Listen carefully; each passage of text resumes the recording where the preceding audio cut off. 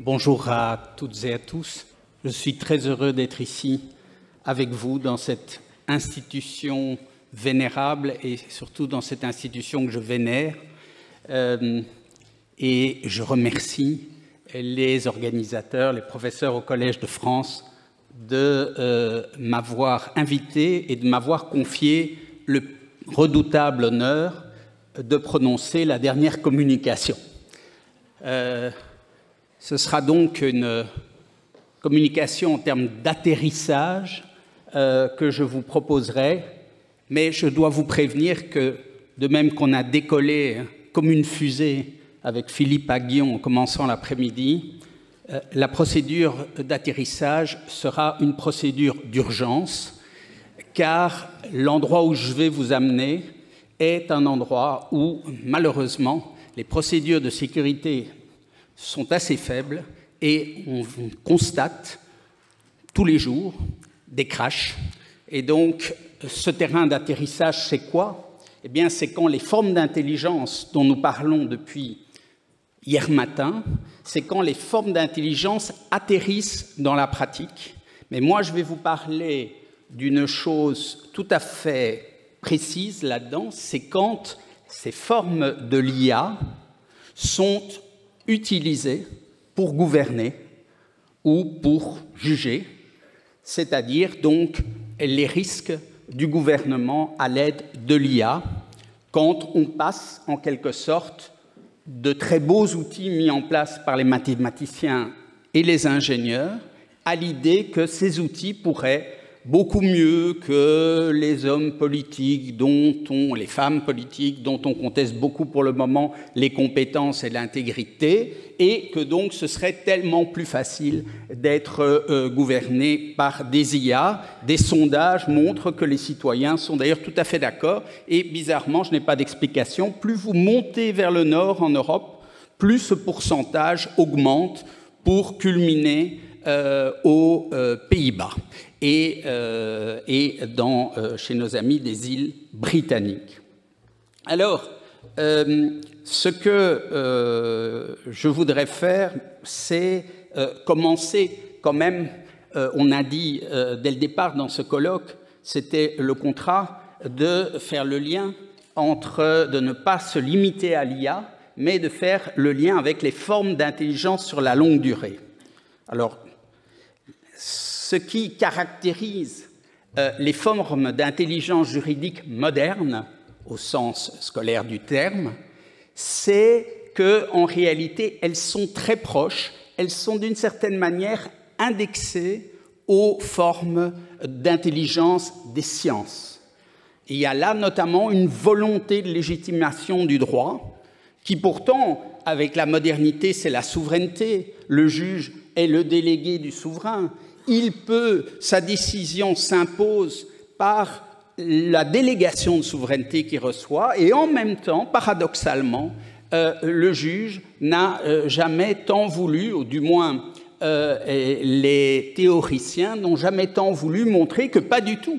Ce jugement n'est pas un acte d'autorité, c'est un acte de rationalité, et comment le montrer mieux à l'ère scientifique, à l'ère moderne, que de l'indexer sur la science de l'époque en vogue. Alors ça donne des modèles de rationalité, des formes d'intelligence juridique très différentes que nous n'aurons pas le temps d'examiner aujourd'hui, mais qui vont alterner selon deux grandes formes d'intelligence dont on a déjà parlé ce matin, c'est-à-dire, d'une part, l'interprétation, et d'autre part, mais il existe des modèles d'interprétation très divers, j'adorerais vous en parler, ce sera pour une prochaine fois, et d'autre part, des modèles de formalisation. Alors, l'interprétation consiste à prendre un texte et à le faire parler pour qu'il nous donne, le faire parler d'ailleurs parfois sous la torture, pour qu'il nous donne la réponse à un cas qui se pose à nous et qui doit être fondée, donc la réponse doit être fondée sur l'autorité du texte.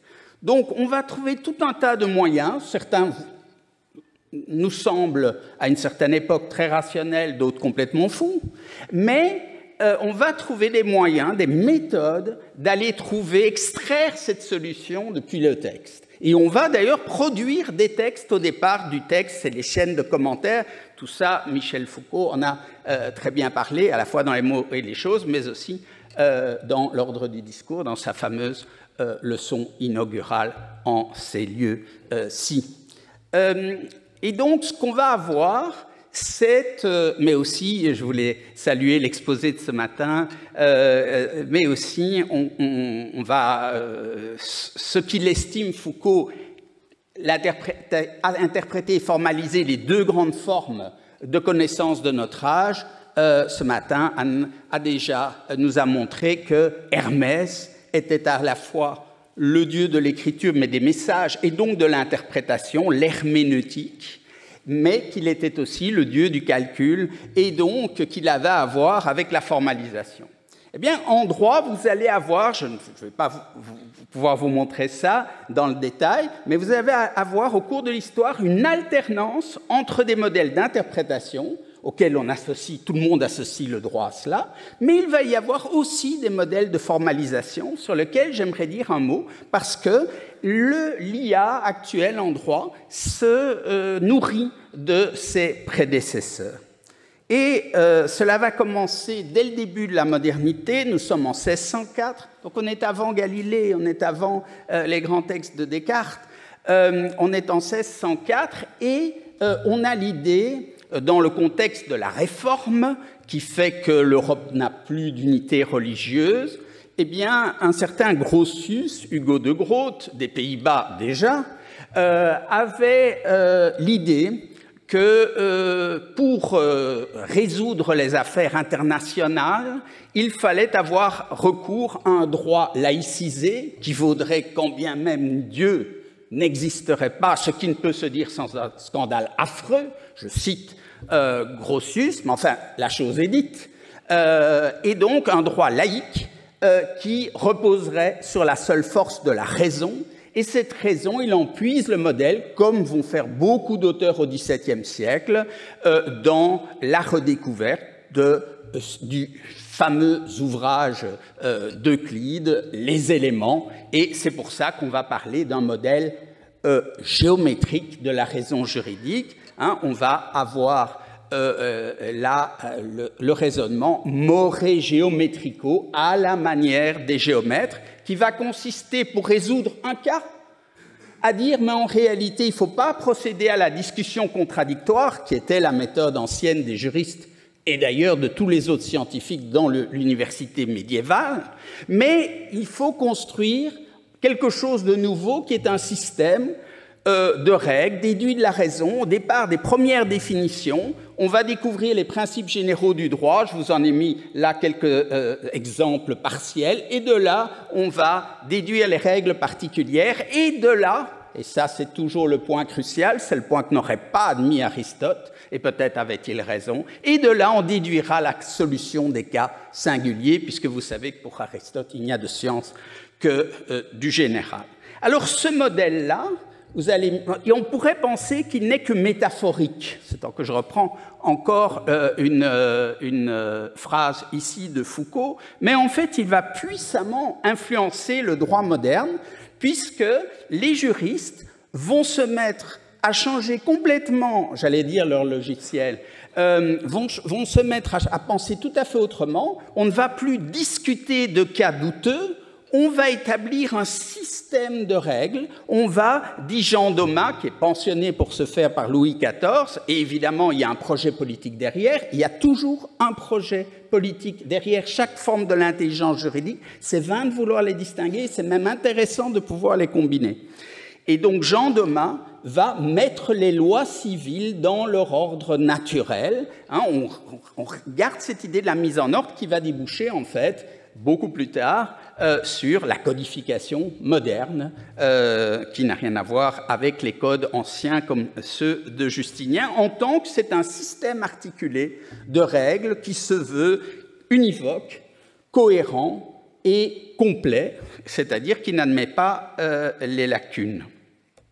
Mais celui qui va pousser l'affaire la plus loin et, d'une certaine manière, anticiper ce que nous vivons aujourd'hui, c'est le grand Leibniz, deuxième partie du XVIIe siècle. Vous savez que c'est à la fois un mathématicien de génie, mais c'est aussi un juriste qui a été formé comme juriste, mais qui a pratiqué comme juriste. Il détestait les avocats. Parce que leurs arguties, ça n'allait pas du tout. Et donc, il a aussi fait des plans pour réduire soit le droit romain, soit le droit germanique, mais à l'époque, ça n'est pas si éloigné, je passe, dans une seule table synoptique, pour voir toutes les règles d'un coup, mais il va également se concentrer sur des méthodes pour trancher le droit de manière scientifique. Et donc, il pensait qu'on pouvait juger du juste et de l'injuste aussi incontestablement que dans les mathématiques. Donc, vous voyez que son niveau de confiance part très très haut. Certains sont revenus à ce très haut niveau de confiance et que ce qui nous manque, c'est de rassembler assez de données. Mais une fois qu'on aura, en fait, il va cumuler trois choses. Il va cumuler des datas, mais là, il sait qu'il lui en faut, mais il lui manque, il n'a pas les capteurs. Il faut ensuite une caractéristica universalis, c'est-à-dire créer les catégories, comme on a vu dès hier matin avec Stéphane Mala et avec Stanislas Dehaene. Il faut créer des catégories et puis un ars combinatoria, c'est-à-dire après il faut calculer, et là il lui aurait manqué de toute façon la puissance de calcul très très sérieusement. Mais enfin l'idée est là. Le schéma est là, et une fois qu'on sera arrivé à ça, eh bien, il ne sera plus besoin entre deux philosophes, mais non plus entre deux juristes, de plus longues discussions qu'entre deux mathématiciens, puisqu'il suffira qu'ils saisissent leurs plumes, qu'ils s'asseyent à leur table de calcul en faisant appel, s'ils le souhaitent, à un ami. Donc, Leibniz connaissait déjà la procédure d'appel à un ami. C'est lui qui l'a découvert, et qu'ils se disent l'un à l'autre, calculons. Et il y a aussi des articles de Leibniz, des passages de Leibniz, où il propose cela pour les juristes. Donc vous voyez que le rêve, il est là. Il est là déjà allez, mettons les choses dans le vieux Leibniz, 1700. Donc ce n'est pas nouveau comme idée. Et puis, il va y avoir un deuxième modèle de formalisation, entrecoupé, là-dedans, vous avez des modèles d'interprétation dont je ne dis pas un mot. Mais vous allez avoir une deuxième tentative, dont je ne vous mets ici sur le tableau que l'aboutissement du côté après la guerre, en fait, après la Deuxième Guerre mondiale, mais c'est un modèle qui a commencé au XIXe siècle et qui est une nouvelle conception du droit dans lequel le droit est un instrument de gestion de la société, dans lequel il va falloir rentrer des datas qui sont les statistiques au niveau de l'État, et on va, grâce au calcul des probabilités, pouvoir estimer un certain nombre de régularités sociales, j'y reviendrai à la fin de cet exposé, pour ensuite calculer des solutions de gouvernement.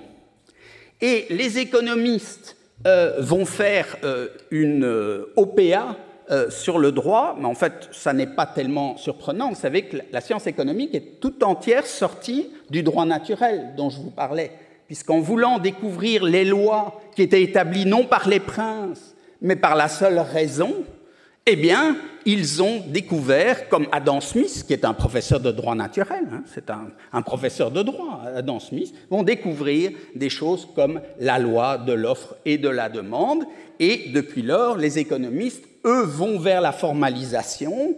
Ça ne s'est pas produit tout de suite, ça s'est produit tardivement au XXe siècle, et pendant que les juristes semblaient rester du côté de l'interprétation, mais les économistes ont récupéré la chose, et sur base, alors je vais vous demander de me faire confiance et ainsi pouvoir vous faire grâce de ce que je vais vous dire, de démontrer ce que je vais vous dire, mais sur base de la théorie des jeux telle qu'elle apparaît avec la publication de l'ouvrage de von Neumann et Morgenstern en 1945, après la guerre, dans Théorie des jeux et comportement économique, et également un théorème de Coase, Ronald Coase, vous le voyez à gauche, c'est un prix Nobel d'économie. Je me suis dit qu'on était dans l'ambiance pour évoquer certains prix Nobel d'économie cet après-midi, et qui va formuler son théorème, et tout ceci va entraîner des changements considérables du droit dans la mouvance néolibérale des années 80. Je vous disais, ne jamais séparer les formes de l'intelligence en droit et les projets politiques. C'est cela notamment qui, le théorème de Coase, a été la base de la construction du droit économique de l'environnement et notamment des marchés du carbone qui sont, si vous ne le savez pas, mais Ursula von der Leyen, déjà citée, l'a clairement indiqué, la pierre angulaire sur laquelle repose l'ensemble de la politique climatique de l'Union européenne, à quoi j'ajoute, c'est aussi l'instrument le plus utilisé dans le monde. Alors, est-ce que ça fonctionne ou pas, est-ce que c'est satisfaisant ou pas, c'est une autre question. Mais ce modèle-là a terriblement influencé, je vous en donne un exemple parmi d'autres. Et ici encore, les aspects de cette analyse économique du droit vont être intégrés par les juristes contemporains lorsqu'ils vont suivre, une fois de plus, l'évolution scientifique, ou en tous les cas des techniques, en empruntant le virage de l'IA, ce qui se fait beaucoup plus tôt qu'on ne pourrait le penser. Vous vous rappelez, on a fait à plusieurs reprises un mini-historique de l'IA, et on a dit que ça avait commencé par des systèmes experts. En voilà l'exemple d'un système expert, un bout très simple. Il s'agit de savoir si la politique d'une entreprise est conforme au règlement général sur la protection des données. Et donc, on met les règles dans un algorithme qui ensuite, par un système d'arbre de décision, va conduire à dire oui ou non, quel est l'avantage. Bon, on a dit que c'était très limité, certainement pour les scientifiques. Pour les juristes, c'est encore très, très utilisé aujourd'hui pour les applications juridiques, et ça va permettre de traiter, par exemple, des très grandes masses de documents pour dire conforme, pas conforme. Et aujourd'hui, ça c'est tout à fait sophistiqué, puisque les systèmes, en réalité, les générations différentes d'IA sont en train de s'hybrider. Mais nous avons vu que la grande nouveauté, c'était les IA qu'on appelle connexionnistes, qui, à partir des années 90, alors en droit, ce serait plutôt les années 2000, établissent des corrélations statistiques afin de déterminer tout un tas de choses et notamment de faire ce qu'on appelle du profilage. Le profilage, c'est un outil de gouvernement majeur d'ores et déjà aujourd'hui et problématique, nous le verrons. Vous rappelez que Stéphane Mala nous avait parlé de ces applications, nous avait donné l'exemple des chats et des chiens. On donne 1 million d'images annotées, c'est-à-dire que l'ordinateur, on lui dit ça c'est un chat, ça c'est un chien, et puis on lui en donne 100 qui ne sont pas annotées, et lui dit c'est un chat ou c'est un chien. On vérifie quel score il fait, donc quel est son taux d'erreur, et on arrive aujourd'hui, je parle sous son contrôle, à plus de 90% de réussite, ce qui est considéré comme un bon chiffre. Alors, qu'est-ce qu'on fait comment est-ce qu'on utilise cela en droit? Énormément. Et c'est notamment comme ça qu'on va faire la chasse aux fraudeurs. Donc, que ce soit la fraude fiscale, alors ça aura une certaine popularité, n'est-ce pas? C'est un outil de recherche de la fraude fiscale, c'est tout à fait automatisé en Angleterre, c'est fait en France aussi, Je vous rappelle que Darmanin avait déclaré, si vous mettez en photo à côté d'une Jaguar dans votre réseau Facebook, ne vous étonnez pas d'être contrôlé. C'est l'IA qui va déclencher. Vous avez un profil de fraudeur. Pourquoi? Parce que vous avez une voiture qui ne correspond pas au type de revenu que vous avez déclaré. Alors, le fait que vous ayez été à un salon des vieilles voitures de collection, etc., ça, l'IA ne le sait pas, évidemment. Mais de manière plus importante, et plus dangereuse, je dois dire, pour les droits fondamentaux, c'est comme ça qu'on va déterminer les fraudeurs aux allocations sociales. Ici, je vous donne un exemple sur lequel je reviendrai, qui est le logiciel Siri, développé aux Pays-Bas, qui va donner lieu à une catastrophe industrielle, un de ces crashs que je vous avais annoncé. Mais c'est aussi comme ça qu'on trie par des IA dans les étrangers qui demandent un visa pour entrer dans l'Union européenne. On voit s'ils ont un profil d'étrangers dangereux ou indésirables, ou si, a priori, ils ne posent pas de problème. C'est aussi comme ça, et par rapport avec des scores, que l'on va déterminer qu'est-ce qu'il y a encore dans le privé, dans la banque, si on va vous accorder un crédit ou pas. Donc, par exemple, dans le profilage celui du mauvais payeur, donc à quel il ne faut pas attribuer un crédit, par exemple, vous ne devez pas, avant de demander un crédit, déménager 2 fois dans la même année. Parce que ça, c'est très mauvais pour votre score de solvabilité. Hein? Ça veut dire que vous êtes quelqu'un à risque.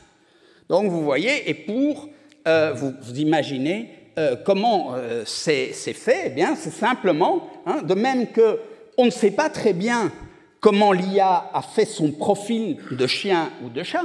On ne sait pas si c'est la taille des oreilles, on n'en sait rien, c'est la fameuse boîte noire. Eh bien, on ne sait pas très bien comment l'IA a mis au point son profil de fraudeur social, fiscal, étranger, dangereux, mauvais payeur et tout ce que vous voudrez. Et ça, c'est un problème sur lequel on va revenir très vite.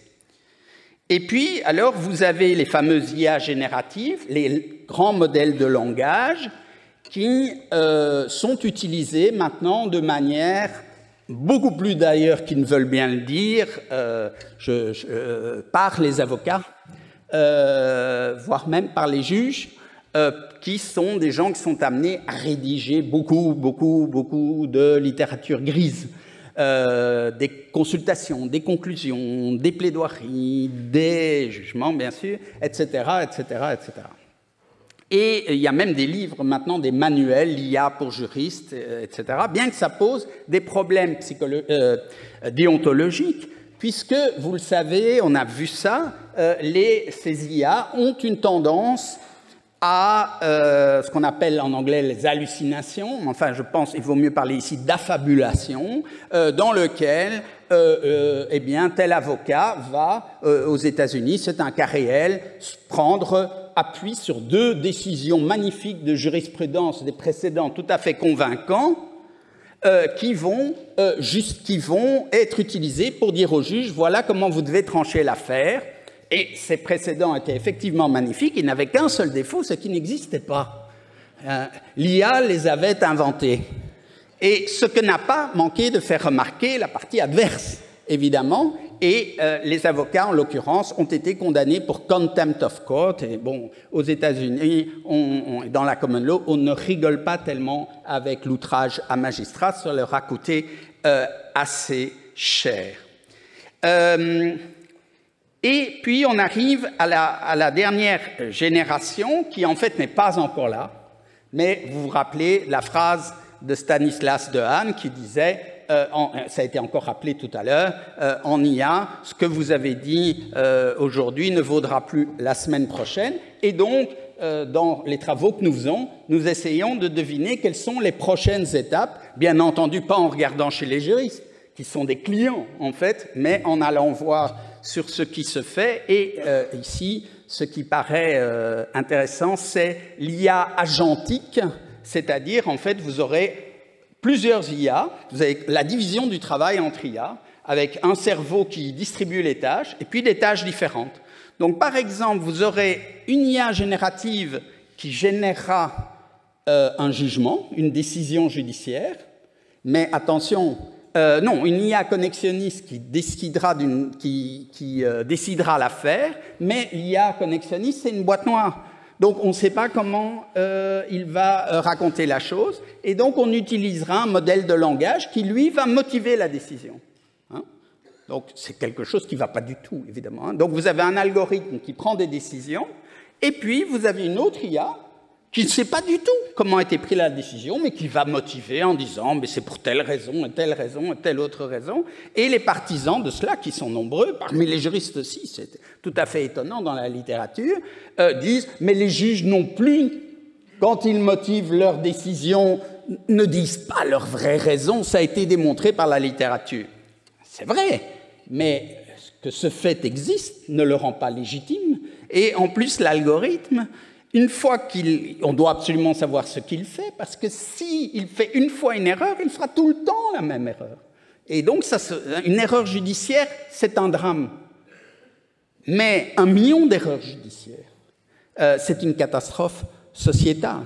Hein, et nous verrons quelques exemples de crash. Et alors, je viens, mais non, je suis tard, je vais laisser passer l'idée qui a été soulevée notamment par Stanislas Dehaene, qui est de dire, mais au fond, une IA ne décide pas, une IA prédit. Mais ça dépend quel est le plug que vous mettez derrière, en fait. Une IA, ça sera la même IA qui va faire les trois, ça dépend à quelle fonction vous l'utilisez. Si vous utilisez Waze pour dire « je suis l'autorité publique, je vais fermer cette rue », comment ça va influer sur le trafic? Eh bien, vous l'utilisez comme un outil de prédiction. Quand vous et moi, nous utilisons Waze, c'est comme une recommandation. Mais quand vous avez un véhicule autonome qui utilise Waze, c'est une décision. Le Waze décide du chemin. Ou alors, quand vous prenez un Uber, un véhicule Uber, parce que c'est contractuel, il est obligé de suivre le trajet de Waze, sauf si vous lui donnez expressément l'autorisation contraire. Et donc là, on rejoint un peu l'exposé de M. Brenet, un très bel exposé hier. On voit que le chauffeur Uber n'est plus que l'interface entre l'écran de son téléphone et le volant de sa voiture. Il n'a plus aucune autonomie. Alors, que dit le droit de ça? Est-ce que le droit, effectivement, admet que ces IA soient utilisées par le gouvernement ou pas? Et là, il y a eu du changement. Les Français ont été les précurseurs mondiaux en 1978 avec la loi Informatique et Liberté qui a interdit les décisions automatiques. Entre parenthèses, si la loi les a interdites, c'est qu'elles étaient déjà possibles à l'époque, 78, donc les systèmes experts, c'est ça qui était visé. Mais le fameux règlement pour protéger vos données personnelles ne fait pas que protéger vos données personnelles, il a aussi confirmé cette interdiction des décisions automatiques, mais, alors attention quand vous lisez des dispositions légales, c'est toujours les exceptions qu'il faut aller voir, et il y a 2 exceptions. Si vous êtes dans le privé, l'IA automatique peut être utilisée, les décisions d'IA automatique peuvent être utilisées si c'est pour la conclusion ou l'exécution d'un contrat. Alors, je sais que vous n'êtes pas tous experts en droit, mais en gros, toutes les relations dans le privé que vous avez sont pour la conclusion et l'exécution d'un contrat. Quand vous allez sur le site d'un réseau social, vous agréez à ces conditions générales, vous êtes dans un contrat. Vous n'avez pas besoin de payer quelque chose pour ça. Donc, en gros, c'est autorisé dans le privé, pour dire les choses simplement. Dans le public, eh bien, c'est autorisé aussi, c'est interdit, sauf si l'État l'autorise. Et que font tous les États? Ben, ils ont pris une petite loi de 2 lignes dans laquelle ils ont dit ben, « je l'autorise ». Et la France a renversé 50 ans de législation protectrice en disant ben, les décisions automatiques sont maintenant autorisées, mais il faut motiver d'une certaine manière, il faut quand même expliquer. Beaucoup disent c'est insuffisant comme garantie. Moi, je dis la France reste un des meilleurs élèves de l'Union européenne, parce que dans la plupart des pays, il n'y a rien. Donc, c'est autorisé. C'était interdit, c'était autorisé. L'IA Act, hein, on nous a expliqué, voilà, on va réguler l'IA en Europe, vous allez voir ce que vous allez voir, ce ne sera pas la folie du marché chez nous. Bon. Et donc, on a dit, d'ailleurs, il y a des choses qui sont interdites, Alexandra Samidoun l'a rappelé, ça, le crédit social, non. Et puis alors, il y a des gens qui ont levé le doigt, qui disent « Mais nous, on est des agences de notation de crédit, des agences bancaires, le crédit social, on fait ça toute la journée. » C'est d'ailleurs sur ce modèle que ils ont pris, les Chinois nous ont copié, c'est comme ça qu'ils ont créé leur crédit social. Ah, bah on va faire des exceptions. Hein? Et pour le reste, vous voyez qu'il y a des IA sans risque, et puis vous avez la catégorie haut risque. Donc, au risque, vous dites, là, on va être protégé, les droits de l'homme, etc. Mais en fait, ce n'est pas une législation pour protéger les droits de l'homme, c'est une législation pour ouvrir le marché. Et donc, ça veut dire que les IA au risque, elles ne sont pas interdites, elles sont autorisées dans toute l'Europe.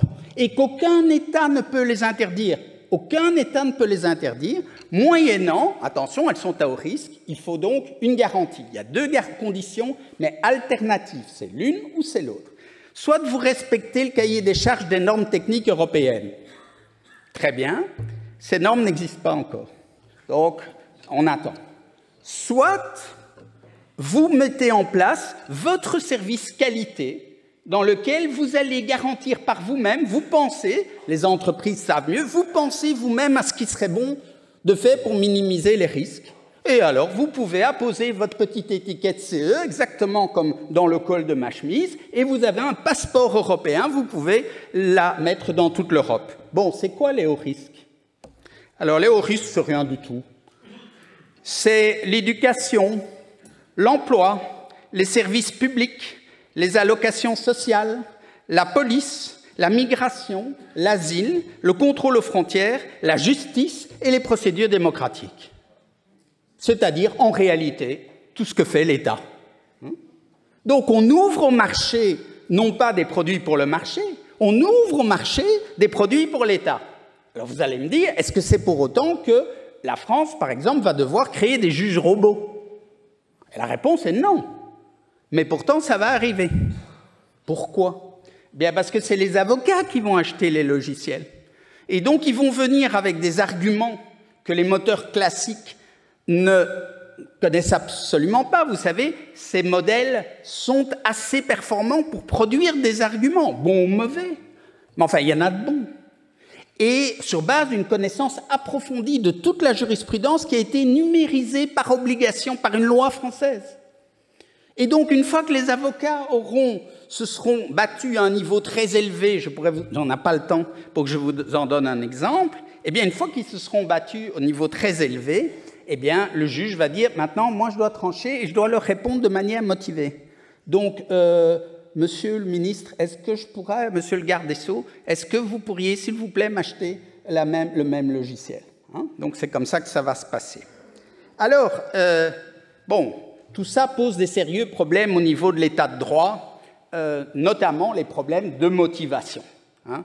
Alors, les juristes se sont plaints d'abord d'avoir des motivations à la manière des informaticiens. C'est une vieille décision du Conseil d'État belge de 2004 que je vous laisse lire si vous avez envie de vous amuser. Et en fait, c'est assez amusant puisque les juges annulent une décision parce qu'elle est motivée à la manière des informaticiens, alors que vous savez que le galimatia des juristes n'a rien envié à celui des informaticiens, mais là, tout d'un coup, ils trouvent que c'est étranger à tout honnête homme. L'informatique, c'est étranger à tout honnête homme, mais le jargon juridique, non. Ceci dit, au-delà de l'humour, c'est un vrai problème. La motivation, c'est obligatoire de motiver une décision. Hein, parce qu'elle qui produit des effets sur les droits des gens. Hein. C'est quoi les effets sur les droits des gens? Vous avez droit à une allocation de chômage, vous pouvez ouvrir votre boutique ou vous ne pouvez pas l'ouvrir, vous pouvez construire votre maison, vous ne pouvez pas la construire. Ouais, c'est un peu important. Hein. Vous pouvez reconnaître votre enfant ou vous ne pouvez pas le reconnaître. Bon, et donc le premier problème, c'est qu'en fait, on ne sait pas pour les IA connexionnistes. On ne sait pas. Pourquoi l'un c'est lui, non c'est non, l'autre c'est non. Et en plus, les logiciels privés invoquent la propriété intellectuelle du logiciel. C'est le cas dans l'exemple qui va suivre. Et enfin, on nous dit, l'administration nous dit, dans beaucoup de pays, en France ça va mieux, en fait, on ne va pas vous dire comment fonctionne notre logiciel parce que vous pourriez ruser avec et faire en sorte d'y être conforme. Et c'est une excellente idée, évidemment. Donc, on ne va plus publier les lois non plus. La limite de vitesse, ne publions plus la limite de vitesse. Et comme ça, eh ben, les gens verront bien, quand ils recevront leur amende, à combien il fallait rouler à cet endroit-là. C'est quand même simple. C'est juste la contradiction du principe fondamental du droit moderne, tel que l'expliquait Kant. La règle fondamentale du droit moderne, ce n'est pas l'égalité. Ce n'est pas la liberté non plus, c'est la publicité. C'est-à-dire qu'il faut que les règles soient connues, sinon elles sont nulles. Eh bien là, on nous dit non, il vaut mieux que vous ne sachiez pas. Hein? Ben, c'est bien, comme ça on ne peut pas s'adapter. Mais 100% des décisions pour faire une enquête fiscale sont déterminées par l'algorithme dans certains pays, dont le mien. Et en réalité, ça ne vous sert plus à rien de connaître la loi pour savoir « je ne veux pas frauder, donc je vais respecter la loi ». Mais le problème, ce n'est pas respecter la loi, ce n'est pas vous trouver dans les conditions où l'algorithme estime que vous êtes un fraudeur. C'est tout à fait différent. Hein? Donc, il y a un autre problème, mais je vois que le temps file. Il y a le problème que vous utilisez des algorithmes qui, de manière très claire, ne sont pas adéquats pour leur but. Donc, dans Parcoursup, comme dans Admission post-bac, on utilise un algorithme de Gale-Shapley qui est excellent pour appairer les couples. Alors, je ne vous fais pas la démonstration politiquement incorrecte pour les mariages stables, mais ça vaut pour tous les couples, pour les étudiants et les universités. Et là, en réalité, ça marche très bien quand les gens ont des préférences différentes. Hein? Mais si vous êtes dans un monde où toutes les femmes rêvent d'avoir une relation stable, on va dire, avec George Clooney, et que tous les hommes rêvent d'avoir une relation stable avec... comment elle s'appelle encore enfin, je vois que vous avez suppléé dans vos fantasmes. Eh bien, disons Angelina Jolie, eh bien, vous allez avoir un système dans lequel, à la fin, George Clooney et Angelina Jolie vont se marier ensemble. Et puis, les autres, les pas beaux comme moi, eh ben, ils se marieront avec les pas belles. Hein? Et donc, ça s'appelle un effet d'élitisme. Donc, quand les préférences sont les mêmes, il y a un effet d'élitisme. Et donc, qu'est-ce que ça produit comme résultat, Gale-Shapley? C'est que, évidemment, les meilleurs étudiants vont dans les meilleures écoles. Et donc, il y a un effet d'élitisme. Sauf que quand vous lisez la loi, il vous dit « Attention, nous ne voulons pas poursuivre un objectif élitiste. » Et donc, vous avez un problème de légalité de l'algorithme, parce que vous utilisez un algorithme dont la littérature informatique, mais que ne lisent pas les juristes, pensez bien, vous explique qu'il a un effet élitiste dans certaines circonstances, alors que c'est contraire à la loi. Hein, vous voyez qu'il va falloir qu'on travaille ensemble et qu'on arrête de se tourner le dos. Un énorme problème qui est bien connu, c'est celui des discriminations. Donc, vous avez l'algorithme Compass, qui est un algorithme américain qui est utilisé pour prédire le risque de récidive dans l'année de quelqu'un qu'on envisage de mettre en prison ou qui est en prison. Et ça va déterminer, ça va aider le juge à décider s'il le libère conditionnellement ou pas. Et cet algorithme est secret. Il y a 137 paramètres, mais c'est secret, c'est protégé par le droit de propriété intellectuelle, je vous en parlais il y a 2 minutes. Et donc vous aviez quelqu'un qui était un monsieur afro-américain qui était poursuivi pour une infraction relativement mineure dans une affaire très grave, mais le plea bargaining avait fait que lui était seulement poursuivi comme chauffeur. C'était une attaque à main armée sanglante, un truc affreux.